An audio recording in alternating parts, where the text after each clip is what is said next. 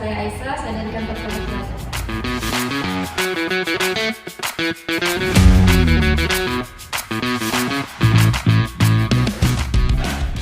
Nah, hari ini kita akan ngobrol-ngobrol santai bersama Mbak Aisyah nih. Teman-teman pasti kepo banget nih soal Mbak Aisyah juga kan?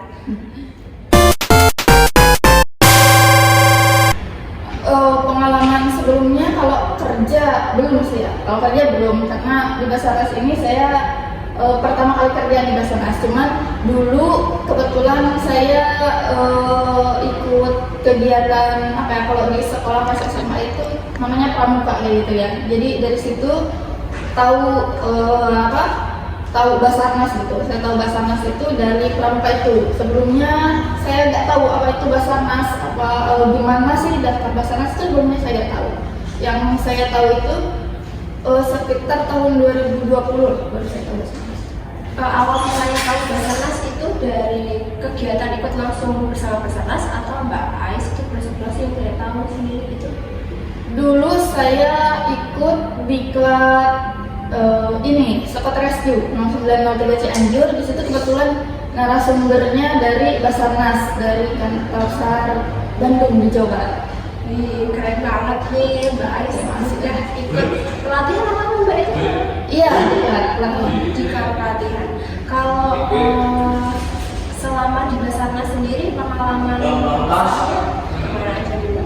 Kalau pengalaman besar kebetulan pas tahun 2022 itu bulan November kan ada gempa di Cianjur. Kebetulan kan saya asli Cianjur juga, Mbak. Jadi saya ikut ke sana karena pas gempa tuh beberapa jam setelah gempa tuh keluarga saya pun nggak bisa dihubungi. Jadi saya ikut ke sana sama senior-senior yang dari sini juga, kita ke sana satu tim dan di sana dapat 7 hari observasi di Cianjur. 7 hari? Iya.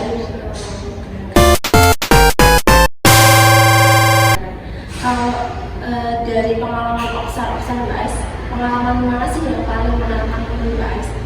Paling menantang itu gempa Cianjur bisa dibilang paling menantang ya, karena selama 7 hari itu hampir tiap hari itu ada gempa susulan terus tuh. Jadi pasti tiap hari tuh gempa susulan terus. Itu lumayan menantang sih. Terus evakuasinya gimana Mbak kalau sama gempa itu? Dihentikan dulu. Kalau evakuasi pas ada gempa susulan kita berhenti dulu. Selanjutnya ada informasi dari BMKG, mungkin tidak terdapat masih lama untuk gempa susulan belum terdeteksi, baru kita lanjut.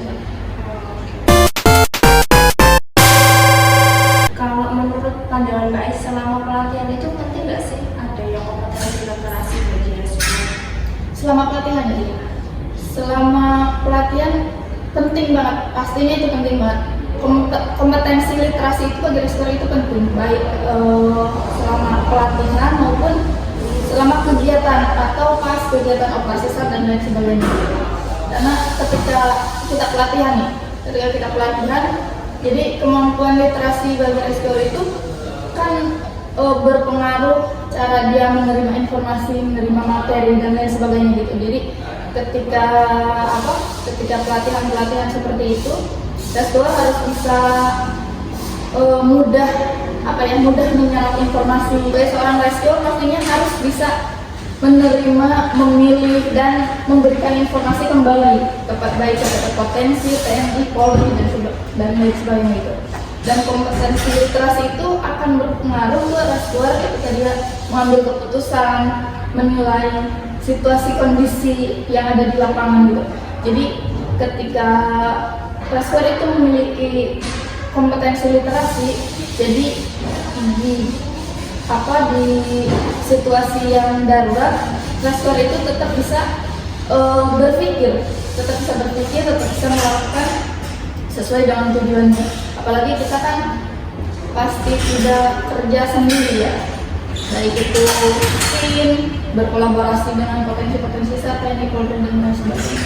Jadi kompetensi literasi itu bagi rescuer emang penting banget sih. Berarti bisa jadi dasar ketika masih CPNS belajar semaksimal mungkin kompetensi literasi, terus bisa dikembangkan ketika adanya OPSAR. Ya, bisa diimplementasikan. Juga untuk tes ya, karena jabatan saya seperti di Basarnas itu kan banyak materi-materi yang hampir tiap tahun itu mengalami perubahan.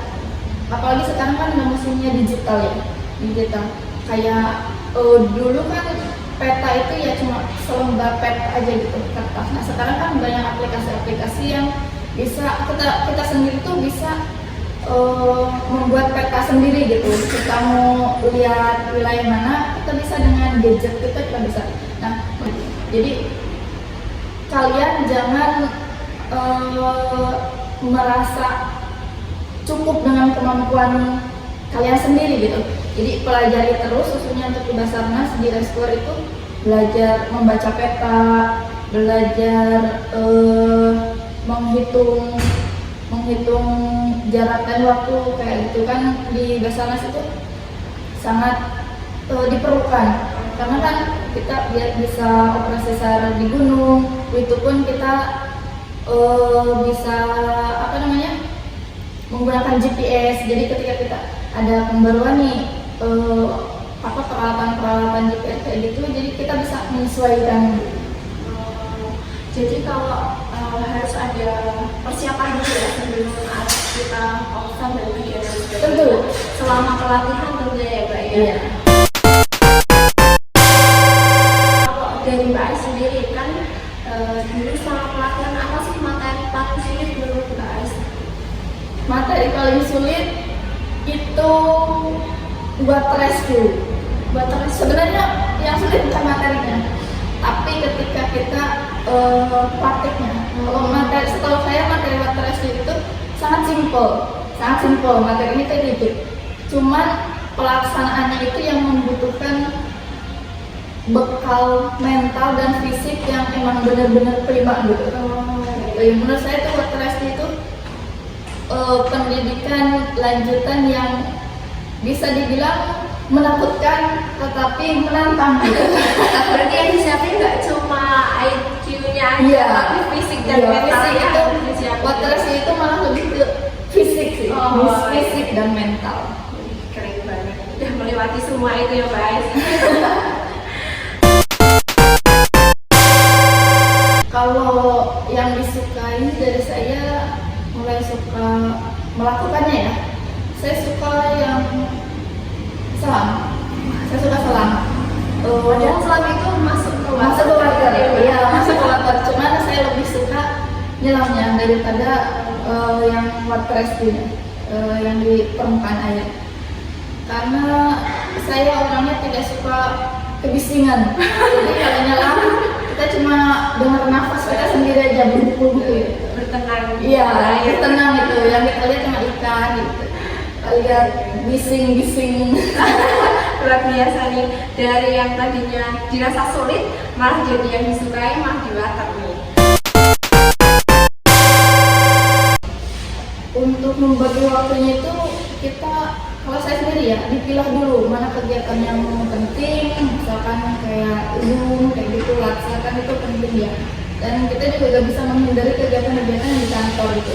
Jadi kita pilah dulu mana kegiatan yang krusial atau kegiatan yang patut kita utamakan, mana kegiatan yang bisa kita kesampingkan dulu gitu. Nah dari situ kita bisa melihat nih, kegiatan misalkan prioritas nih, saya kalau misalkan nggak melaksanakan kegiatan A ini, itu akan berpengaruh ke nilai latihan dasar CPNS kita. Nah di situ kita pilih, terus kita atur waktunya, dan jangan lupa untuk memberikan waktu kita untuk istirahat, relaksasi kayak gitu. Misalkan kita sukanya nonton misalkan, beda di sela kesibukan itu sisakan waktu misalkan beberapa menit atau maksimalnya 1 jam untuk nonton, sehingga tapi tetap terkontrol waktunya, sehingga kalau pikiran kita yang udah pusing, kita relaksasi dulu, nonton udah senang, udah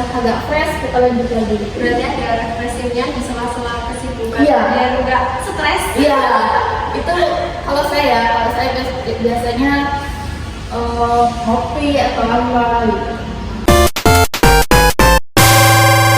Tips belajar itu pertama-tama kita, kalau saya bikin jadwal misal dari mulai bangun pagi sampai misal deadline pengumpulan tugasnya misal jam 12 malam. Nah, kita bikin jadwal dari mulai bangun pagi. Ini pas bangun pagi nih kita mau ngelakuin apa aja gitu. Misal kita bangun jam 3 atau setengah 4, kita bangun mau sholat tahajud atau apa, kita tulis misalkan sholat tahajud, terus baca-baca, belajar, misalkan ada tugas yang belum selesai atau bisa kita selesaikan lebih cepat. Dan katanya ya, kata orang-orang belajar yang efektif itu ketika kita bangun tidur. Jadi sebelum kita melakukan aktivitas yang lain, bangun tidur, mungkin setelah sholat subuh kita bisa baca-baca, mengulas materi, ataupun mungkin ketika kita udah tahu agenda hari itu kita udah tahu materinya, mungkin bisa pas setelah subuh itu kita searching di Google apa sih yang akan kita pelajari hari itu gitu. Jadi ketika ada Zoom, pemberian materi, kita udah punya bekal di diri kita sendiri. Berarti persiapan dulu ya Pak sebelum Iya. Iya. Mantap tuh, harus contoh teman-teman. Kalau kita habis subuhan ngantuk. Iya, pasti ngantuk.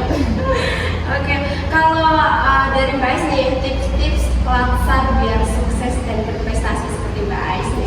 Ada nih Mbak Tipsnya yang jelas, belajarnya terjadwal, istirahatnya juga terjadwal, makannya jangan telat, terus tadi itu beri waktu untuk diri sendiri untuk istirahat, refleksi, tidur yang cukup, dan pastikan tiap hari itu ada target. Misalkan hari ini materinya A, kita harus minimal menguasai, dan untuk menguasai itu misal kita memanfaatkan sumber daya yang ada di kantor. Misal ada senior, ada mungkin rekan kerja kita yang mungkin kita bisa sharing, kita bisa ngobrol gimana sih maksud dari materi ini, kalau diimplementasikan dengan jabatan saya dan di Basarnas ini seperti apa. Jadi kita gak cuma tahu nih materinya apa, tapi kita juga tahu maksud, bisa mengimplementasikan dari tersebut. Dan terus yang penting itu harus ada evaluasi diri. Misal hari ini saya misal ada masalah nih, tugas saya sangat pepet banget ini. Oh iya, materi ini saya kurang paham nih.